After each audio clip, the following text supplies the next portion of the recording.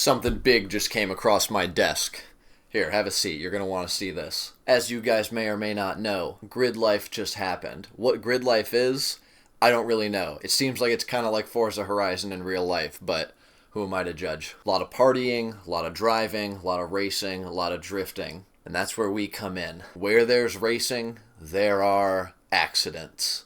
And where there are accidents, I will be there to be the judge of them. My mission given to me on this great, big, beautiful blue and green space rock out here in the middle of the ether is to be the armchair general for any and all things crash related. So I was scrolling reels earlier, as one does, and came across a video sent to me by my buddy Aaron, and it was a wreck that had happened over at Gridlife. Gridlife just happened this past weekend. A lot of cool stuff, seemed like it was a lot of fun. But obviously, unfortunately, there were some wrecks, and so I'm here to talk about them.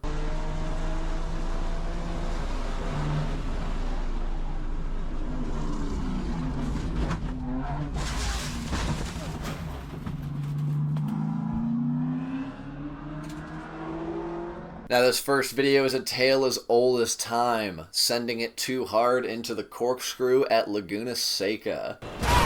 This has happened plenty of times over the years, and it's always for a different reason. It's a very scary place to crash, so it's a good thing that first and foremost the driver is okay. But let's talk about what happened here. Obviously, from what we could see, this guy here is driving a G87 M2 BMW. It's one of them darn pesky BMW drivers. If I had half a brain to think, I'd think him just driving with that badge on the car alone was enough of the reason for him to go off and wreck into the wall there. But we're going to be looking at the facts here. Factually, what we know, there was another car up ahead, so really our pace was kind of ruined anyway. There was that open wheel car up ahead there, driving in what I think he thought was downtown traffic, but to his surprise, he actually was on a racetrack and supposed to be driving fast, so there is that as one of our obstacles here. Something else to notice is that the M2 was running up to the corner in about the mid 130 mile an hour mark. That is extremely fast. This car is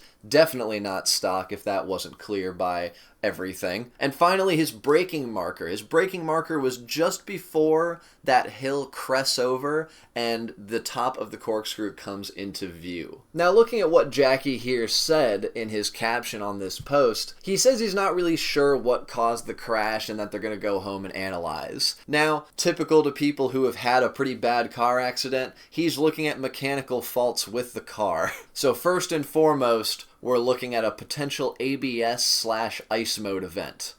Definitely looked like an ice mode there. We kind of just slid straight across the track into the wall, but I'm following you so far. And then following that up is slightly too late brake point, plus pretty close speed to the car ahead. Now, in all seriousness, he does take accountability here, which is good. A lot of times you'll see drivers who have an accident just constantly trying to find something else to blame it on, and those are the people that I hate first and foremost. That lack of self-awareness drives me absolutely insane. So regardless of what he's looking at the issue being, it is good that he is taking the accountability here, and that is something I do appreciate. Now, on this occasion with this video, I went a little above and beyond for you guys here. I got first-hand boots on the ground to really take a look at how this possibly could have happened. So I took my big fat ass over to iRacing and hopped in the BMW M2 CS car on Laguna Seca. It's the closest thing I could get that was similar to this, so horsepower may be different, certain aero mods may be different, I'm not sure. But something that I do want to say that I believe with a higher level of confidence than the other factors, that the braking strength on the M2 in iRacing and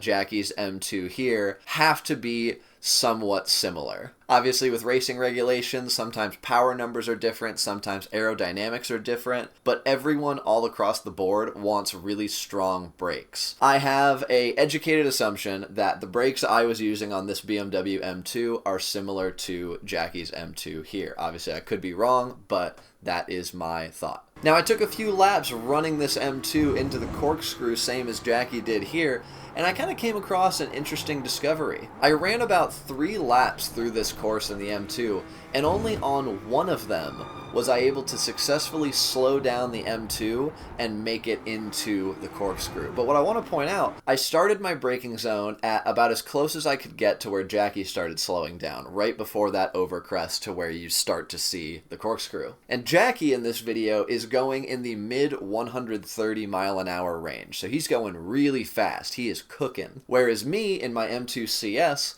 I could only get up to about the 100 and mid-teens mark. So Jackie has a good 20 miles an hour on me, and we're braking at the exact same point. And not only that, I'm braking at the same point 20 miles an hour slower, and I'm in ABS almost the entire time up to the corkscrew. Not to mention, out of the few laps that I ran, this was the only time that I managed to clear the corkscrew and drive through the corner somewhat with a normal line. So obviously, I'm just some nerd sitting in a chair. I wasn't there with Jackie in the car. Maybe there is an electronic fault that I'm not aware of. But based off of what I found here, it seems more like Jackie broke a little bit too late for how fast he was traveling in his M2. He might have had a little bit of target fixation on the Formula car up ahead and got distracted and may have braked a few feet too deep and kind of missed that marker and just was a passenger from then on out. Obviously, this is me speculating from visuals and from driving a car that is not the exact same as Jackie's, but I'm pretty confident in what I was able to piece together here that this is an incident of braking too late to the corkscrew. Now, right after this, we got a bit of a treat. I was curious to see what the comments were looking like, because as you guys know, I'll talk about the degenerates in the Instagram comments in the videos I review. And I found a comment from this guy named that, and he goes, "Does this mean I have to post my crash?" And man, I don't know you, but I'm gonna say yeah, it does, because I want to see it.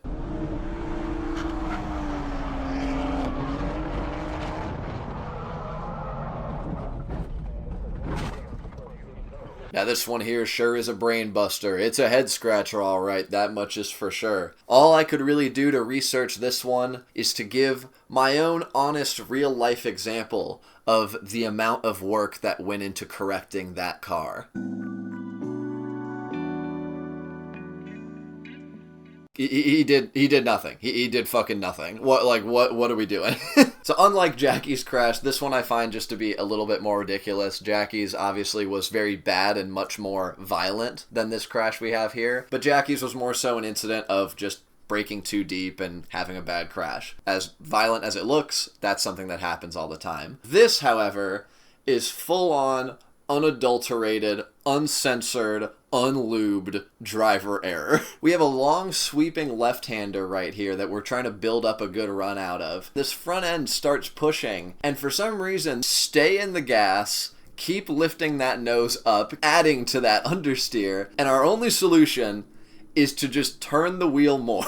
Quick science lesson, I'm taking y'all bitches to school real quick. Understeer, for those who don't know, is when the front tires of a car start to lose traction. Therefore, the rear tires are pushing the car forward and the front tires aren't able to turn with the grip that they have. So getting into a little bit of physics here, how do you regain that front traction? It's not by scrubbing the wheels even more, by adding more steering and turning those tires even more sideways.